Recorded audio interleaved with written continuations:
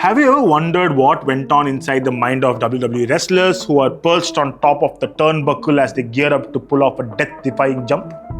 Have you ever put yourself in the shoes of the people's champion as he asked the world if they could smell what he was cooking? And have you gargled water and spit it out in the air while giving a triumphant shout? And can you even think of anything else but the Texas rattlesnake when you hear the sound of shattering glass? Well, I've got the best representation of the collective dreams of a generation of kids the world now proudly calls 90s kids. Welcome and welcome to Cinema Express. This is Avinash Ramachandran, and in this video review episode, we are going to discuss Adhvaith Nayar's film Chatha Pacha, starring Arjun Ashokan, Roshan Mathew, Ishan, Shoukath, Vishak Nair, and a bunch of other actors. Also, this review will contain spoilers, so kindly watch it at your own discretion. This film is the fever dream of many kids who grew up watching WWF, which was later rechristened as WWE, and believed it was all real. School time conversations were filled with elevating your favorite superstars and fighting with each other about who was the better wrestler.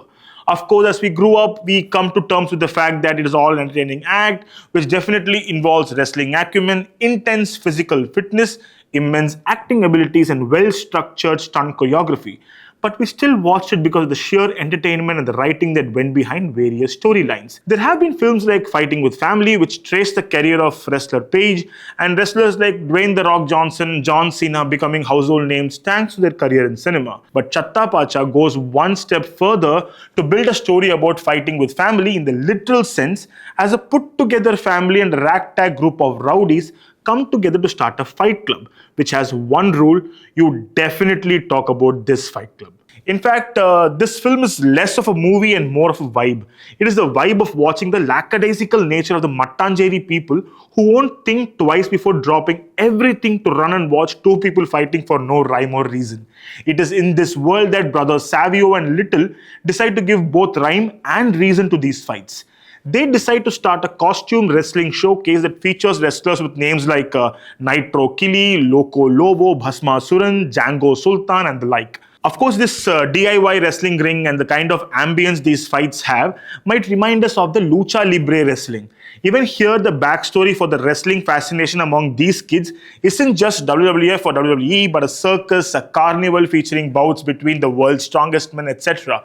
And this leads to them indulging in rowdyism as they grow older, before they refine their ways to streamline this aggression. Also, the film does wonderfully touch upon the Gatta Kusti style of wrestling that is indigenous to our land and works on it to build the entertainment needed for the costume wrestling competitions. This keeps the film grounded even when it has ambitions that rival Icarus and his journey to the sun. Here, the film doesn't go all out and decides to base the film with an emotional core involving brotherhood and betrayal.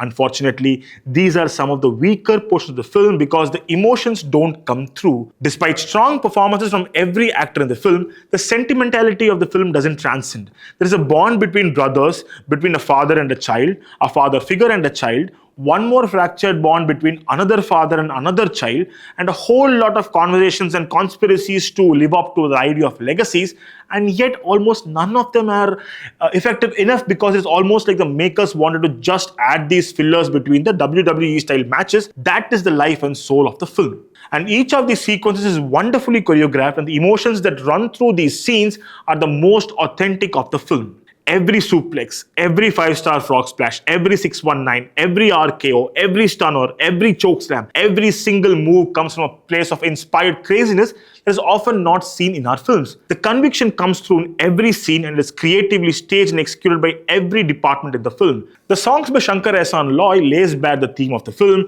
and the background score of Mujib Majid ensure the adrenaline never stops pumping. Anand C. Chandran's cinematography gives these scenes a visual richness that is very difficult to achieve in a film of this genre. Considering how there are multiple wrestling sequences, Anand's visuals ensure there is never a sense of repetition. If the brotherhood, which forms the base of the film, is even slightly effective, it is because of Arjun Ashokan, who plays Savio, and Ishan Shoukath, who plays Little, are supercharged. It is unfortunate that Roshan Mathew doesn't get to do much, but his intensity comes through in his silent stares, and every actor is at their supreme physicality that makes these wrestling matches a treat to watch. Roshan's vetri is given the shorter end of the stick, and he does what he can do with it. But these portions get tiring, and even the resolution of the same in its lengthy final act doesn't leave the punch it might have seemed on paper. In fact, it's Vishak Nair's Cherian, the primary antagonist, who gets a rather interesting character sketch that allows him to be hero, villain, and a joker, and sometimes all at the same time. He's quite good in the role. Vedika Sri Kumar, who plays the young Rose, has a lot of spunk, and so is Menon as Kunjapan, who's a hoot and a half, as Savio's trusted aide and the flamboyant ring presenter. The thing with Chatha Pacha is that it builds everything to a WrestleMania main event match that never really lives up to its billing. Even with the arrival of the dead man walking as cameo, the film never really reaches the crescendo because the build-up isn't convincing enough. The first time we come across this character, albeit in an animated cameo, it was such a refreshing change of pace. However, the same didn't really land later because the film had already reached a place where it didn't need a cameo. It was a self-sufficient film, and this cameo unfortunately felt like a force fit, much like the Vetri's family bonding arc that is more a distraction and less a sentimental moment. But all is forgiven and all is forgotten because, as I said earlier, Chatha Pacha is more of a vibe. It's like Big B, but on steroids and a laughing gas. It's a film that leaves you with a big smile on your face because seeing young kids turning their wrestling dreams into reality is the catharsis you never knew you needed. Of course, you might not go around dropping stunners on everyone around you, but let's say you're in mid-30s, you developed a serious image, but you see a random person walking on the street suddenly take a small run-up and do a bowling action, or have a spring in their step before lofting an imaginary ball for six.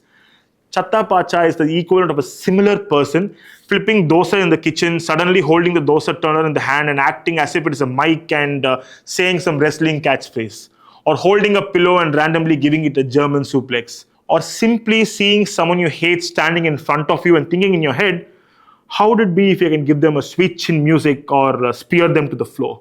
Basically, who would have thought that one of the greatest tributes to a wrestling promotion that started in 1980 in the state of Massachusetts would come 46 years later from Mattanjeri, Kochi, Kerala?